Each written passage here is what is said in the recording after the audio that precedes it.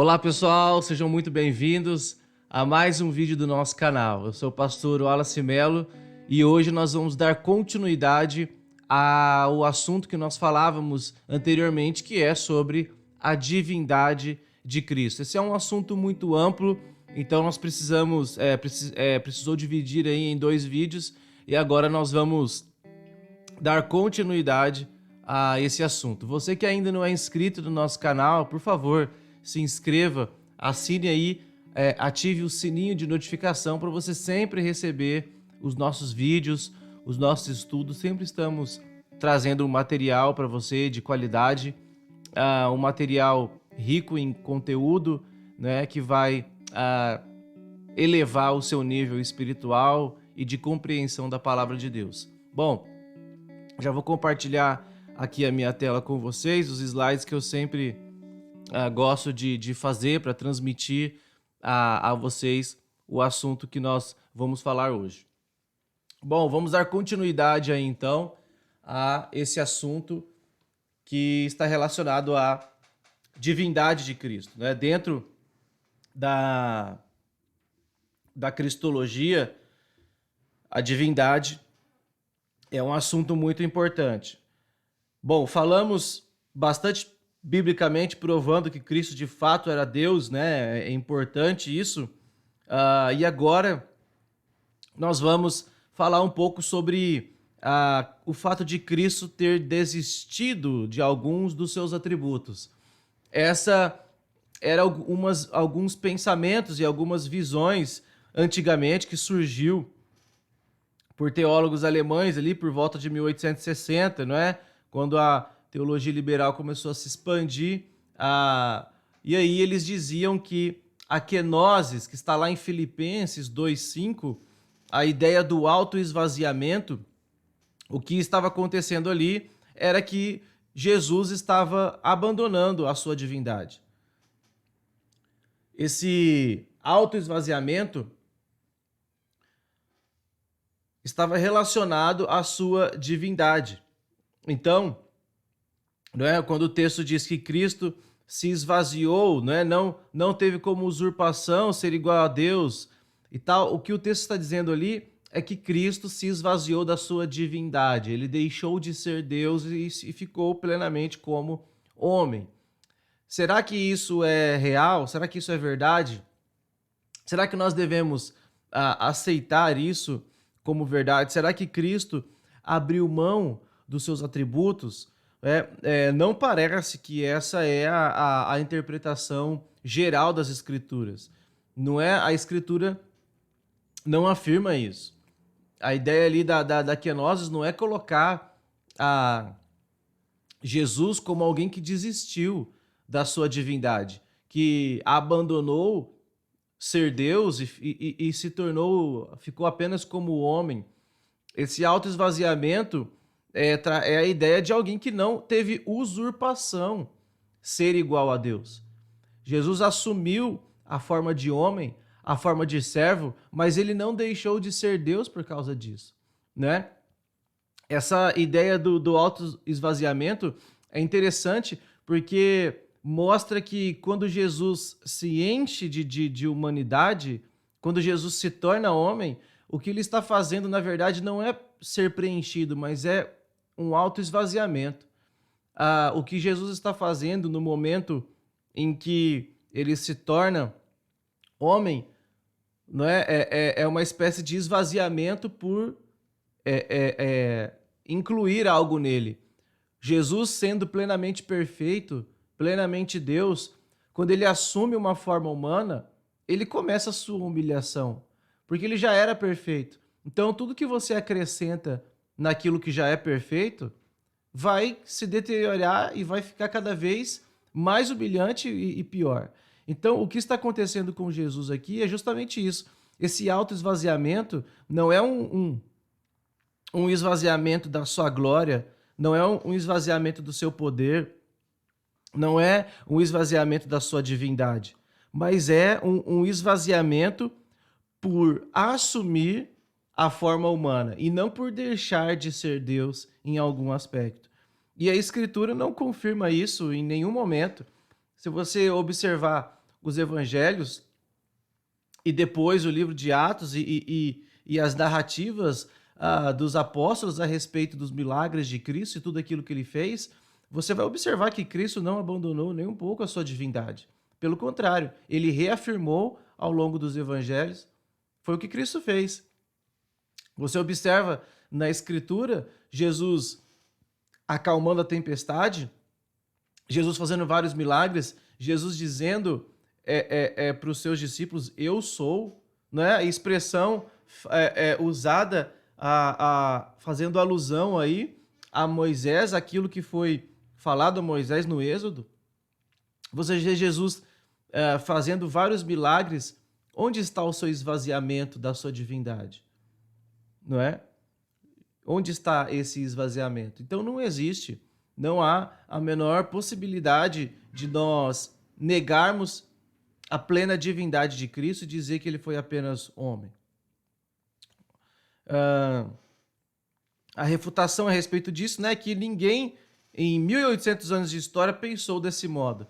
A gente não tem nenhuma base teológica para afirmar que Cristo, na sua kenosis, no seu esvaziamento, deixou de ser Deus. O texto não diz sobre esvaziamento de poder. O que está acontecendo ali é um esvaziamento por assumir. É algo que é até contrário às próprias leis da matemática, né? Jesus, ele se esvazia quando ele assume. Ele toma para si a humanidade, quando ele faz isso, ele está se esvaziando, né? Porque é perfeito, porque é pleno e não precisa de mais nada. Então, quando ele acrescenta a sua perfeição, ele está se diminuindo e não assumindo, e não aumentando. Ele se esvaziou assumindo a forma de servo, né? Nós já falamos sobre isso. Devemos analisar o contexto da passagem de Filipenses 2:3. O que está acontecendo em Filipenses, né? O apóstolo Paulo está levando os irmãos a ter ter um pensamento assim como o de Cristo, não é? O texto fala que vocês precisam aprender de Cristo, vocês precisam ser semelhantes a Jesus Cristo. E como Cristo foi? O que ele fez? Não, sendo Deus, não teve por usurpação ser igual a Deus, mas assumindo a forma de servo, se esvaziou, não é? Morreu, morte de cruz. Tudo isso. E era dessa forma que os filipenses deveriam se comportar, se humilhar diante dos outros. Não deveriam se considerar melhor que os outros, mas deveriam ser semelhantes à pessoa de Jesus Cristo, que não teve com usurpação ser igual a Deus. Embora fosse, não usurpou isso, não usou disso, né, dessa maneira. E aí também, outra coisa que nós devemos analisar é o contexto mais amplo do Novo Testamento a respeito da divindade de Cristo. A gente não pode pegar um versículo isolado e fazer uma doutrina em cima disso.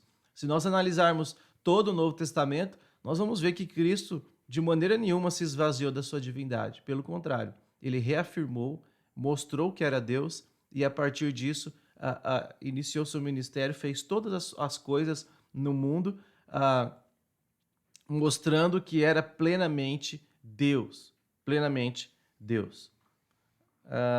Próximo.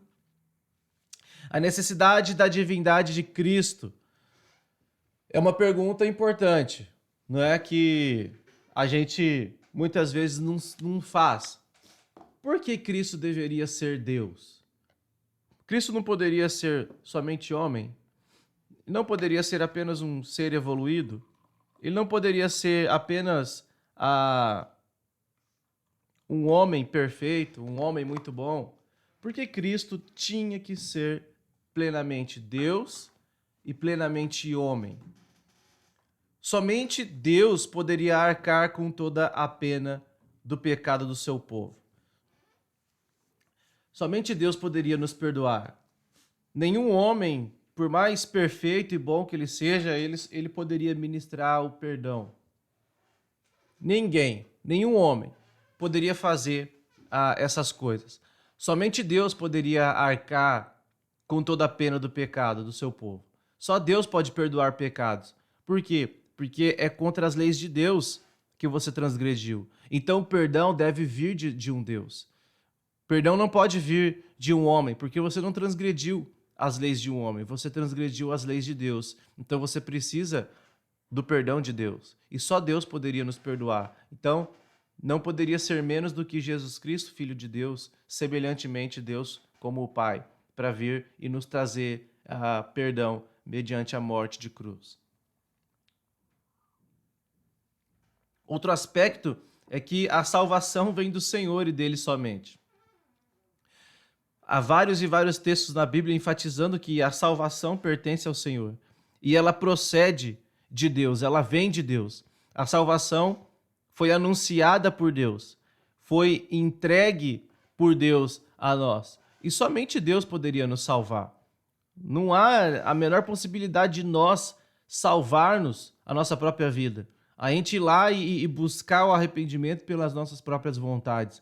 Isso está fora de cogitação. Somente um Deus poderia ser o nosso mediador. Somente Deus poderia ser o nosso mediador. Somente Jesus Cristo poderia ser aquele que comunicasse com o Pai de maneira plena, perfeita, as nossas necessidades. Nenhum homem, nenhum anjo, nenhum ser evoluído, ninguém, seja nos céus ou na terra, poderia trazer essa comunicação e fazer com que nós chegássemos a Deus, tivéssemos contato com Deus, tivéssemos essa mediação, senão pela própria pessoa de Deus. Porque quem iria comunicar a salvação a nós, senão o próprio Deus, senão o próprio Senhor Jesus Cristo? Quem poderia ter acesso a Deus e se comunicar com Deus de maneira plena, convencendo a Deus a nos perdoar, senão o seu próprio Filho? Divindade e humanidade na única pessoa de Cristo, né? O que nós chamamos também de união hipostática. Desde o início da história da igreja, há uma crença na plena humanidade e divindade de Cristo. Isso aqui é interessante. Muitas pessoas acham que isso só foi estabelecido no credo calcedônico, o que não é verdade. Desde sempre, a plena humanidade e a plena divindade de Cristo sempre foi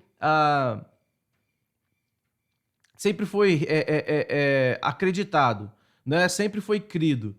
A ideia é que não havia a necessidade de fazer um documento a esse respeito, de colocar isso de maneira escrita, não é? Depois desse entendimento detalhado a respeito de Cristo ser plenamente Deus e plenamente homem, foi estabelecido no credo de Calcedônia em 451 depois de Cristo, por causa de vários problemas, não é?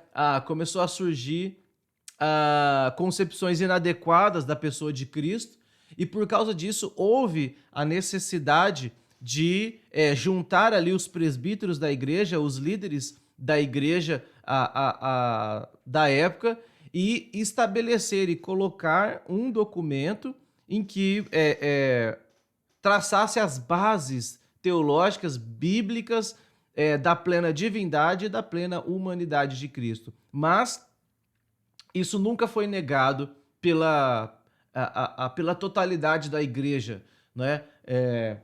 Sempre foi pregado e sempre foi crido que Cristo era plenamente Deus e plenamente homem. A diferença é que, por conta dessas concepções inadequadas da pessoa de Cristo, foi necessário que criasse aí um credo, um documento para que as pessoas seguissem, não é? E não se desviassem da concepção adequada da pessoa de Cristo e da sua divindade. Bom, uma dessas concepções inadequadas de Cristo é o conhecido e chamado de apolinarismo, não é? Apolinário era um bispo de Laodiceia no ano de 361 depois de Cristo, e ele dizia que o corpo humano, o espírito e a mente divina que Cristo era humano, não é? E que o seu espírito e mente era divina. Jesus era como se Jesus não fosse tipo Deus homem, ele era duas coisas distintas, não é? E as suas ideias com certeza foram rejeitadas desde o princípio. Jesus tinha um corpo humano, mas o seu espírito e a sua mente eram divinas. E no momento da sua crucificação, a parte divina de Cristo o abandona e fica somente a humana. Então, quando Jesus tem fome, quando Jesus tem sede, quando Jesus está chorando, quando Jesus está fazendo coisas de homem, é só a humanidade de Cristo que está ali. Cristo não é Deus naquele momento. Ele só se torna Deus quando ele faz milagres e quando ele ressuscita ou coisas do tipo. E aí, isso faz com que houvesse ali não uma plenitude de humanidade e de divindade. Não é? Está fazendo Jesus um ser ambíguo, aí, duas coisas totalmente diferentes. Isso foi rejeitado pela história da igreja. O nestorianismo, né, duas pessoas distintas em Cristo. Nestório era um famoso pregador em Antioquia no ano de 428 depois de Cristo. Duas pessoas distintas em Cristo. Ou seja, Cristo não era Deus e era homem. Só que isso era distinto. Não havia uma união hipostática. Não havia uma plena harmonia nessa junção entre Deus e o homem, não é? Outra ideia também era o monofisismo, de que Cristo possuía apenas uma natureza, né? Esse conceito defendido, né, também chamado de eutiquianismo, né, que foi uma doutrina herética criada por um homem chamado Eutico, que era um dos líderes do mosteiro de Constantinopla. Ele dizia que havia uma espécie de fusão entre a natureza humana e divina de Cristo, e que isso, de certa forma, fazia com que Cristo tivesse uma terceira natureza. Ele não era nem Deus e nem homem. Ele era uma terceira coisa, que era a união entre humanidade e divindade, o que, obviamente, também foi rejeitado. E a solução para essas controvérsias foram o concílio, não é, de Calcedônia, que em 451 definiram as bases tanto da humanidade como da divindade de Cristo, mostrando assim que Cristo de fato era plenamente divino, e colocando que não havia a menor possibilidade de Deus, de Cristo ser apenas homem, ou de Cristo ser apenas Deus, não é? Ou de ele ser de uma terceira essência, algo extremamente contrário àquilo que a Escritura prega, né? E aí, a partir desse momento, a igreja tinha um documento mostrando de fato quem era a pessoa de Cristo. Não que eles não compreendiam isso antes, mas é que agora isso passou a valer como documento e como doutrina da igreja, né? Qualquer pessoa que negasse aquilo que estava no credo seria expulso da igreja.